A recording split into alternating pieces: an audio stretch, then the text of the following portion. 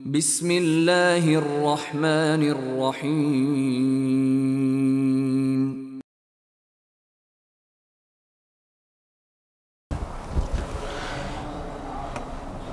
ان الحمد للہ نحمده ونستعینه ونستغفره ونؤمن به ونتوکل علیہ ونعوذ باللہ من شرور انفسنا ومن سیئات اعمالنا من يهده الله فلا مضل له ومن يضلل فلا هادي له واشهد ان لا اله الا الله وحده لا شريك له واشهد ان نبينا محمدا عبده ورسوله ارسله الله بالحق بشيرا ونذيرا فاعوذ بالله من الشيطان الرجيم يا ايها الذين امنوا اتقوا الله حق تقاته ولا تموتن الا وانتم مسلمون يا ايها الناس اتقوا ربكم الذي خلقكم من نفس واحده وخلق منها زوجها وبث منهما رجالا كثيرا ونساء واتقوا الله الذي تساءلون به والأرحام إن الله كان عليكم رقيبا يا أيها الذين آمنوا اتقوا الله وقولوا قولا سديدا يصلح لكم أعمالكم ويغفر لكم ذنوبكم ومن يطع الله ورسوله فقد فاز فوزا عظيما أما بعد فإن خير الحديث كتاب الله وخير الهدي هدي محمد صلى الله عليه وسلم وشر الأمور محدثاتها وكل محدثة بدعة وكل بدعة ضلالة وكل ضلالة في النار فأعوذ بالله من الشيطان الرجيم قل إن كنتم تحبون الله فاتبعوني يحببكم الله ويغفر لكم ذنوبكم والله غفور رحيم۔ تمام تعریفیں ہر قسم کی بڑائی و کبریائی اللہ واحد کے لیے جو ہم سب کا خالق اور مالک ہے۔ جتنے بھی نبی اور رسول آئے اس کائنات میں سب پر درود و سلام، خصوصیت کے ساتھ ہمارے آخری نبی احمد مجتبیٰ محمد مصطفیٰ صلی اللہ تعالی علیہ وآلہ وسلم پر، آپ کی آل و اولاد، آپ کے صحابہ اور قیامت تک جو لوگ صحیح طور پر آپ کے اتباع اور پیروی کرنے والے ہیں۔ حضرات گرامی، گزشتہ ہفتے ہم نے گفتگو کی تھی کہ جو اللہ کے نبی محمد الرسول اللہ صلی اللہ علیہ وسلم کی پیروی کرے گا وہ ہدایت پا جائے گا، دنیا میں بھی آخرت میں بھی کامیابی اس کا نصیب بن جائے گی۔ اور اتباع سنت کا سب سے اہم تقاضا یہ ہے کہ آپ محمد الرسول اللہ صلی اللہ علیہ وسلم کے بتائے ہوئے کام کو کرنے لگیں، اور جن سے آپ صلی اللہ علیہ وسلم نے روکا ہے اس سے رک جائیں۔ دراصل یہی اتباع سنت ہے۔ کوئی بھی مسلمان اگر یہ کرنے لگ جائے گا تو دنیا میں بھی ہدایت اسے مل جائے گی، اور آخرت میں اللہ رب العالمین نے جنت اس کے نام لکھ دی ہے۔ اللہ کے نبی محمد الرسول اللہ صلی اللہ علیہ وسلم کے صحابہ کی کیفیت میں نے آپ کے سامنے بیان کی تھی کہ نبی کے اتباع کی بات جب ہوتی تھی، نبی سے محبت کی بات جب ہوتی تھی تو وہ کسی چون چرا کے محتاج نہیں ہوتے تھے۔ کیوں کرنا، کیسے کرنا، کب کرنا، اس پر گفتگو نہیں کرتے، بلکہ وہ ویسے ہی کر دیا کرتے تھے جیسے کہ ہمارے نبی محمد الرسول اللہ صلی اللہ علیہ وسلم نے کیا ہے۔ میں نے ایک مثال دی تھی عمر فاروق رضی اللہ تعالی عنہ کی کہ حجر اسود کو چومتے وقت یہ کہتے ہیں کہ اے حجر اسود، میں جانتا ہوں کہ تو ایک پتھر ہے، تیرے اندر نفع یا نقصان دینے کی کوئی صلاحیت نہیں ہے، اگر میں نے اپنے نبی کو تجھے چومتے ہوئے نہ دیکھا ہوتا تو تجھے کبھی نہیں چومتا۔ ان کا ایمان اور عقیدہ اتنا مضبوط تھا اپنے رب کے حوالے سے کہ وہ جانتے تھے کہ دنیاوی چیزیں جتنی بھی ہیں، چاہے وہ کتنی متبرک اور پاک ہی کیوں نہ ہو، اس کے اندر ایسی کوئی صلاحیت نہیں ہے کہ جو نفع اور نقصان کی مالک بن جائے۔ بالکل ویسے ہی ہمارے لیے اور آپ کے لیے، سارے مسلمانوں کے لیے تعلیم ہے محمد الرسول اللہ صلی اللہ علیہ وسلم کی کہ اے امت کے لوگوں، تم لوگ اپنے آپ کے اندر یہ دعویٰ پاتے ہو کہ تم اللہ سے محبت کرنے والے ہو تو تم مجھ سے محبت کرو یا میری اتباع کرو۔ میں نے آیت کریمہ آپ کے سامنے پڑھی ہے، قل ان کنتم تحبون اللہ فاتبعونی۔ اے لوگو، آپ نبی کو یہ خطاب ہے کہ اے نبی، آپ لوگوں سے کہہ دیجئے کہ اے لوگو، اگر تم اپنے رب سے محبت کرتے ہو یا محبت کرنے کا دعویٰ کرتے ہو تو میری اتباع کرو، یعنی محمد الرسول اللہ صلی اللہ علیہ وسلم کی اتباع کرو۔ جب تم میری اتباع کرو گے، میری پیروی کرو گے تو اللہ تم سے محبت کرنے لگے گا اور تمہارے گناہوں کو بھی معاف کر دے گا۔ یہ نبی کی اتباع کا ایک فائدہ یہ بھی ہوگا کہ ہمیں اللہ کی محبت مل جائے گی، اور اس کے ساتھ ایک بونس یہ ملے گا کہ اللہ کے نبی محمد الرسول اللہ صلی اللہ علیہ وسلم نے اس کے ساتھ، یا نبی کی محبت کے ساتھ اللہ نے ایک بونس ہم کو یہ دیا کہ اے لوگو تمہارے گناہوں کو اللہ رب العالمین معاف کر دے گا، بے شک واللہ غفور الرحیم، اللہ رب العالمین بخشنے والا اور رحم کرنے والا ہے۔ اس لیے زبانی دعوے سے محبت کا کوئی معیار نہیں ہوتا کہ آدمی زبان سے کہہ دے کہ میں اللہ کو ماننے والا ہوں یا نبی سے محبت کرنے والا ہوں، یہ دعویٰ باطل ہے جب تک کہ اپنے عمل کے ذریعے اس کو واضح نہ کر دے۔ علامہ اقبال رحمہ اللہ نے ایک شعر میں یہ بات بیان کیا کہ جس کا مفہوم یہ ہے کہ تیری نگاہ مسلمان نہیں تو کچھ بھی نہیں، دل و نگاہ مسلمان نہیں تو کچھ، زبان سے گر کیا دعویٰ تو کیا حاصل، زبان سے گر کیا توحید کا دعویٰ تو کیا حاصل، دل و نگاہ مسلمان نہیں تو کچھ بھی نہیں۔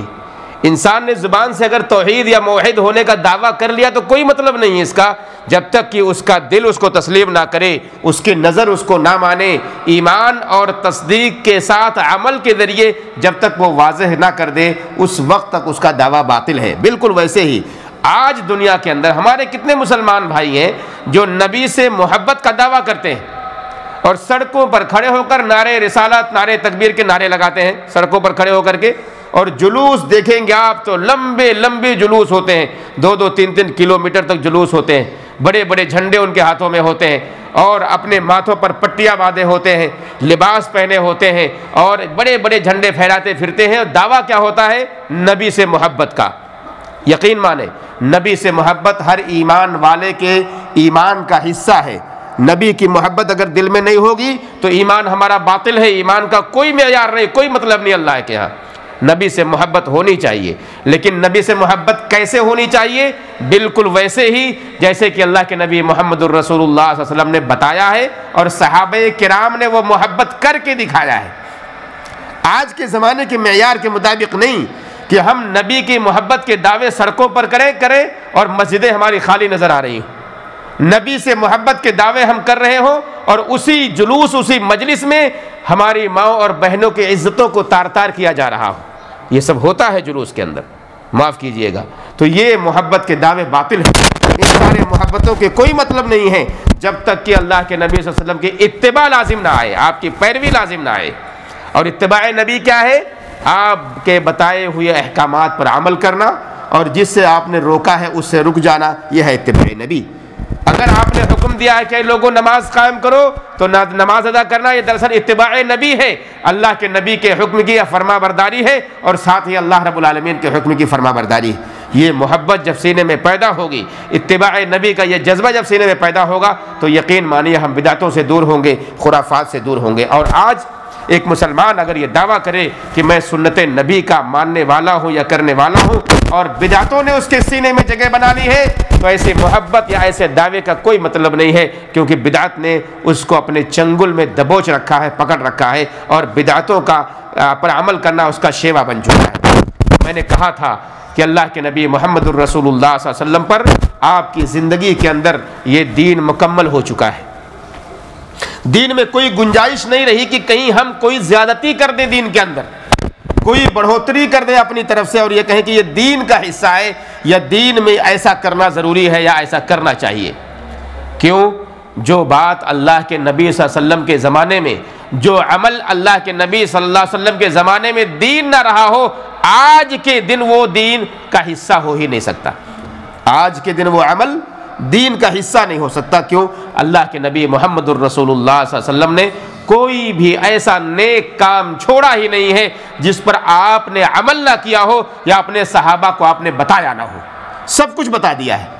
تو اب ہم ایک نئی چیز کو پیدا کریں اور لوگوں کو ورغلائیں اور بتائیں کہ اے لوگوں ایسا کرو، یہ دین کا حصہ ہے، جلوس نکالو، جھنڈے نکالو اور چلو مجلسوں میں یہ اذکار کرو، یہ ساری چیزیں جو نبی کے زمانے میں اگر نہیں تھیں تو یقین مانے آج کے زمانے میں وہ دین کا حصہ نہیں ہو سکتی، کیونکہ وہ خیر القرون کے لوگ تھے، سب سے بہترین لوگ تھے۔ صحابہ کرام، تابعین، ائمہ، ان سب کے زمانے سب سے بہترین زمانے گزرے ہیں۔ اگر ان کے زمانے میں کوئی چیز دین نہ رہی ہو تو آج کے دن وہ دین کبھی بھی نہیں ہو سکتا۔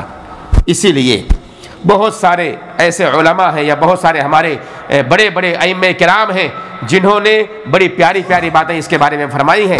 امام سفیان ثوری رحمہ اللہ کے بارے میں آتا ہے البدعۃ احب الی ابلیس من المعصیہ، بدعت جو ہے یہ ابلیس کے یہاں معصیت سے زیادہ محبوب ہے. معصیت یعنی گناہ، کوئی بھی گناہ، کہا بدعت ابلیس زیادہ پسند کرتا ہے. کیوں؟ کیا وجہ ہے؟ عام گناہ سے زیادہ ابلیس کے یہاں بدعت کیوں پسند ہے؟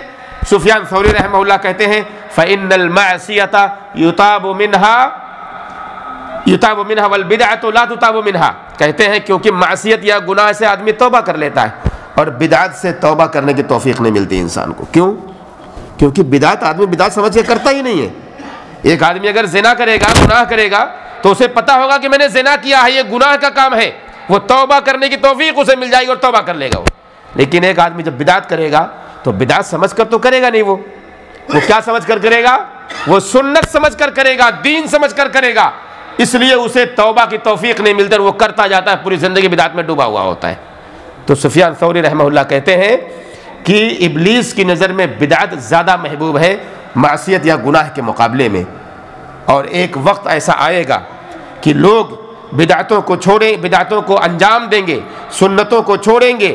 اور وقت ایسا آئے گا کہ جب کوئی چیز چھوٹ جائے گی بدعت کی تو انہیں ایسا محسوس ہوگا کہ انہوں نے سنت کو چھوڑ دیا ہے. بہت سارے علماء، حذیفہ ابن الیمان رضی اللہ تعالی عنہ کے بارے میں آتا ہے، کہتے ہیں واللہ لتفشؤن البدع، اللہ کی قسم ہے بدعت کو تم اتنا فروغ دو گے، بدعت کو اتنا پھیلا دو گے کہ کہا حتی اذا ترک منہا شیء، کہ جب ان میں سے کوئی بدعت انسان سے چھوٹ جائے گی تو وہ آدمی کہیں گے قالوا ترکت السنہ، تو وہ لوگ کہیں گے کہ سنت چھوٹ گئی ہے. ہوتا ہے ایسا؟ کبھی غور کیجیے، اپنے اڑوس پڑوس میں دیکھیے ایسے لوگ جو بدعتوں میں گرفتار ہوں گے، بدعتوں میں ڈوبے ہوئے ہوں گے، اگر کبھی اتفاق سے ایسا ہو گیا کہ اس پر عمل نہیں کر پائے تو انہیں یہ لگے گا کہ سنت ان سے چھوٹ گئی ہے. یہ حذیفہ ابن الیمان صحابی رسول صلی اللہ علیہ وسلم اس بات کی گواہی دے رہے ہیں. آج کے زمانے کی باتیں نہیں ہیں، یہ پرانے زمانے کی باتیں ہیں، قرون اولا اللہ کے نبی صلی اللہ علیہ وسلم کے صحابہ کرام کے زمانے کی باتیں ہیں کہ وقت ایسا آئے گا انسان کے اوپر کہ انسان بدعتوں میں اتنا گرفتار ہوگا، بدعتوں میں اس طرح ڈوبا ہوا ہوگا کہ کوئی بدعت اس سے اگر چھوٹ جائے گی تو وہ یہ کہے گا کہ سنت مجھ سے چھوٹ گئی. اور یہ حق ہے. آج کے معاشرے میں ایسے بہت سارے کام ہم اور آپ چلتے پھرتے انجام دیتے ہیں، ہمیں پتہ ہی نہیں ہوتا کہ یہ ہمارے ایمان کے اندر، ہمارے دین کے اندر، ہمارے عقیدے کے اندر، ہمارے عمل کے اندر بدعتوں کا رواج دینے کے لیے سبب بن رہا ہے. بہت معمولی چیزیں ہوتی ہیں، ہم کر جاتے ہیں، بہت معمولی چیزیں. ایک مثال آپ کو دیتا ہوں، ہم نمازوں میں ہوتے ہیں، سنتے ہیں بہت ساری چیزیں. امام کہتا ہے سمع اللہ لمن حمدہ، پیچھے کہنے والے کہتے ہیں ربنا ولک الحمد، اور بہت سے لوگ اس میں اضافہ کرتے ہیں وہ شکر. سنا ہے کبھی آپ نے؟ کہتے ہیں کچھ لوگ یہ لفظ وہ شکر جو ہے اللہ کے نبی صلی اللہ علیہ وسلم سے ثابت نہیں ہے. یہ کہاں سے آئی یہ بات؟ یہ ہم نے آپ نے ایجاد کی ہے، ہمارے جیسے لوگوں نے ایجاد کی ہے. بہت سارے لوگ کہہ جاتے ہیں، اس کو اندازہ سمجھ میں نہیں آتا. ہم نے سنا ہمارے بغل میں ایک آدمی کہہ رہا ہے، ہم بھی سوچتے ہیں اچھا کام کرنا، چلو ہم بھی کہہ لیتے ہیں. عادت بن جاتی ہے دھیرے دھیرے، اور کبھی کسی دن اگر نہیں کہہ پائے تو کیا لگے گا کہ سنت ہم نے چھوڑ دیا. بہت سارے ائمہ کرام جو تو وہ بھی غلطیاں کرتے ہیں، بہت ساری چیزوں میں کہہ جاتے ہیں. اللہ کے نبی صلی اللہ علیہ وسلم نے کہا صف کو درست کرو، استو، سنتے ہیں آپ لوگ امام سے کہتے ہوئے استو واعتدلوا، یہ سنتے ہیں آپ. بہت سے لوگ کہتے ہیں یرحمنی یرحمکم اللہ. یہ جو لفظ ہے اللہ کے نبی صلی اللہ علیہ وسلم نے نہیں کہا ہے اسے، مگر یہ اضافہ کر دیتا ہے امام اپنی طرف سے. باتیں بری نہیں، اچھی چیزیں ہیں، بات اچھی ہے، کیونکہ بدعت یہ ایک ایسا کام ہوتا ہے جو دکھنے میں بڑا پیارا نظر آئے گا، اچھی چیز نظر آئے گی. اور کسی بدعتی سے آپ پوچھیے اگر تو اندازہ کیا ہوگا، وہ محبت رسول میں ڈوبا ہوا اس روئے زمین کا سب سے بہترین فرد ہے. وہ یہ کبھی نہیں کہے گا کہ میں بدعت جان بوجھ کے کر رہا ہوں، وہ یہ کہے گا کہ نبی کی محبت میں یہ کام کر رہا ہوں. تو ظاہر ہے نبی کی محبت میں تو کام اچھے ہونے چاہیے، لیکن وہ اس قدر ڈوبا ہوتا ہے محبت میں کہ اسے سمجھ میں نہیں آتا کہ وہ صحیح کر رہا ہے یا غلط کر رہا ہے. تو مسلمانوں، ایسے بہت سارے کام افعال ہم اور آپ کر جاتے ہیں جو دراصل سنت کا یا دین کا حصہ نہیں ہوتا، مگر انجانے میں ہم اپنی طرف سے اضافہ کر دیتے ہیں، اس کے اندر زیادتی کر دیتے ہیں، بڑھا دیتے ہیں، جس کا دین سے تعلق نہیں ہوتا، وہاں پر ہمیں رکنے کی ضرورت ہے۔ عبادات کے اندر سارے کے سارے معاملات توقیفی ہیں، اللہ کی طرف سے نازل کردہ ہیں، اور محمد الرسول اللہ صلی اللہ علیہ وسلم نے کر کے اسے دکھایا ہے۔ ایسا کبھی نہیں ہو سکتا کہ جمعہ کی نماز 2 رکعت کے بجائے ہم 3 پڑھ لیں، کبھی ہم 4 پڑھ لیں، چلو من میں آیا نماز ہی تو پڑھ رہے ہیں، 2 کیوں 3 پڑھ لیتے ہیں، 4 پڑھ لیتے ہیں، ایسا کبھی نہیں ہو سکتا۔ یہ اضافہ ہو جائے گا، زیادتی ہو جائے گی دین کے اندر، جو کہ اسلام میں قطعاً صحیح نہیں ہوگا۔ تو عبادات کے معاملے میں، عقائد کے معاملے میں کبھی بھی کہیں بھی کوئی گنجائش انسان کے پاس ہے ہی نہیں کہ اپنی طرف سے کوئی اضافہ کر دے۔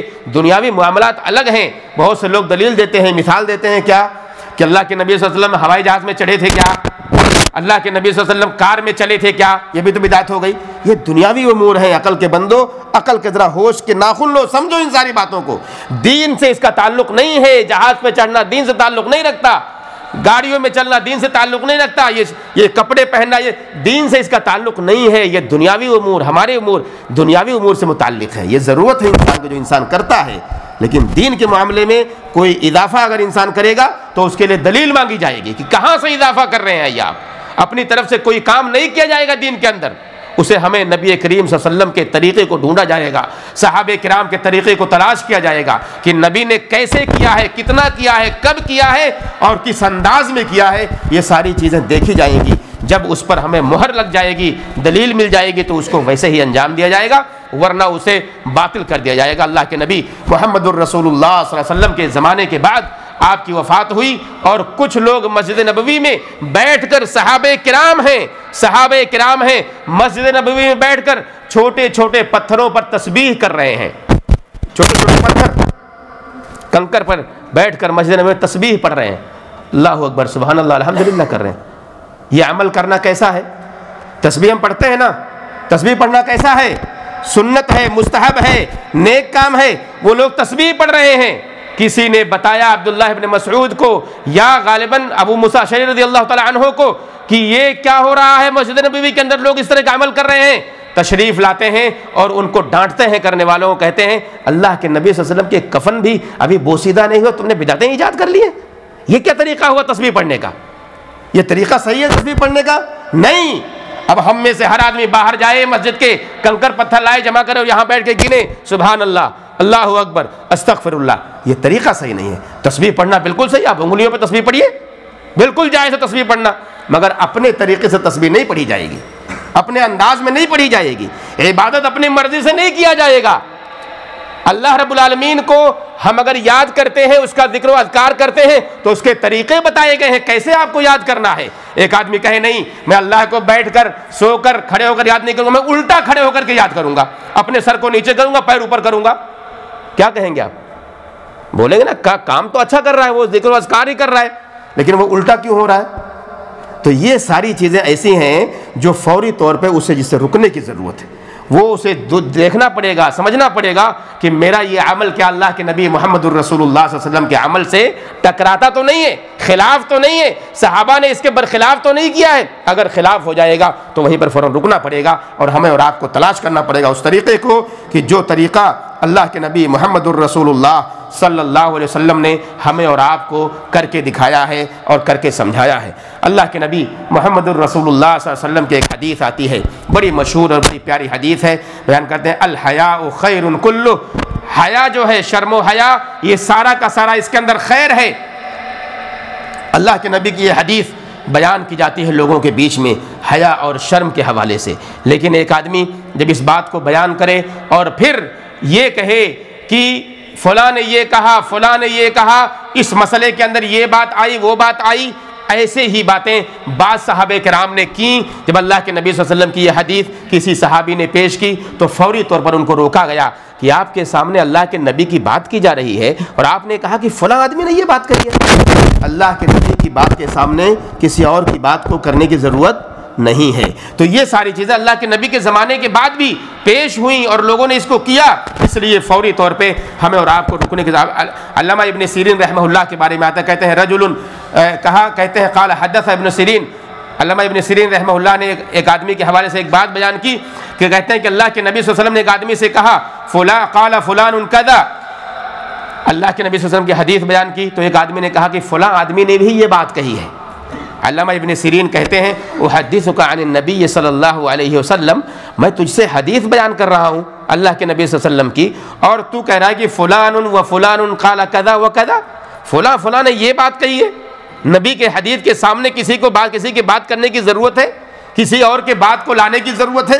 آج کے دور میں ہم نے اپنے بعض عوام کی یا علماء کی یا مفتیوں کی یا ائمہ کی باتوں کو وہ مقام دے دیا ہے کہ جو نبی کی باتوں کے مقام کے اونچے کی طرف لے کے جا رہا ہے۔ میرے بھائیوں، اسے رکنے کی ضرورت ہے، معاف کیجئے گا مجھے، اسے رکنے کی ضرورت ہے۔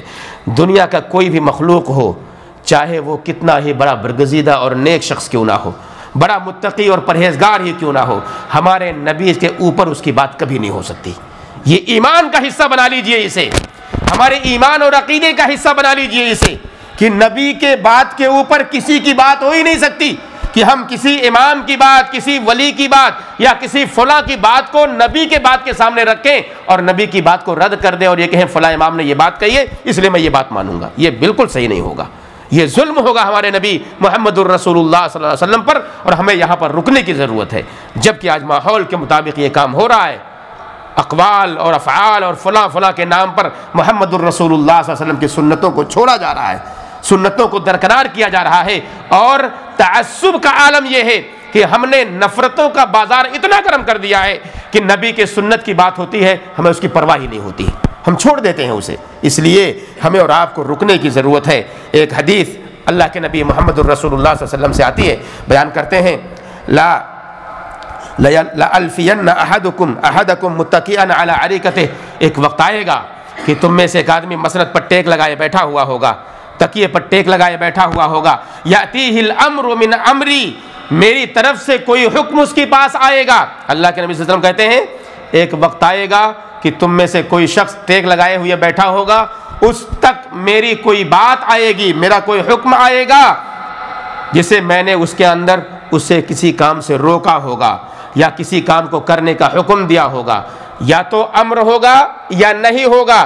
جو بات اس تک پہنچے گی یا تو میں نے اسے کرنے کا حکم دیا ہوگا یا اسے کسی چیز سے روکا ہوگا۔ فَيَقُولُ، تو وہ آدمی کہے گا لا ندری، ہمیں معلوم ہی نہیں ہے، ما وجدنا فی کتاب اللہ اتبعنا، ہم نے جو کچھ بھی اللہ کی کتاب میں پایا ہے اس کے اتباع کر لی ہے۔ اللہ کے نبی کی سنتوں کا انکار کر دے گا، اللہ کے نبی کی حدیثوں کا انکار کر دے گا۔ کیا آپ کو نہیں لگتا کہ آج دنیا کے اندر منکرین حدیث موجود ہیں؟ آپ کو پتا ہے یہ بات؟